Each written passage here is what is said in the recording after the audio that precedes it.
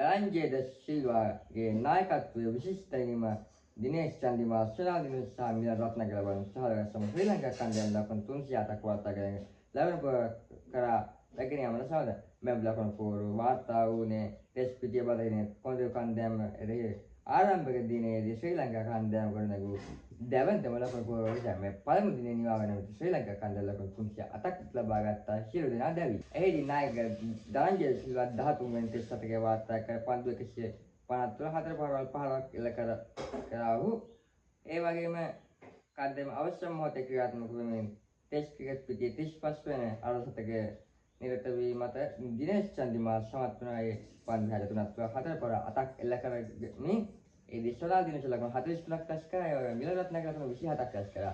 ශ්‍රී ලංකා කණ්ඩායම ලකුණු 308ක් සියලු දෙනා දැවි රැස් කරා. දෙවැනි දින ආරම්භ කර වෙස්ට් බතකින්ද කොළ කණ්ඩායම කිසිවක නොදෙනී එක් පන්දු වරයක් දියත් කර අතර එහිදී කිසි ලකුණක් ලබා ගත්තේ නැහැ. දෙවැනි දිනේ ආද රාත්‍රී 7:30ට ආරම්භ වීම නියමිත අතර දෙවැනි දිනේ අපි හම්බෙතුරු පරිස්සමෙන් ඉන්න මගේ යාළුවෝ හැමතුම ජය වේවා.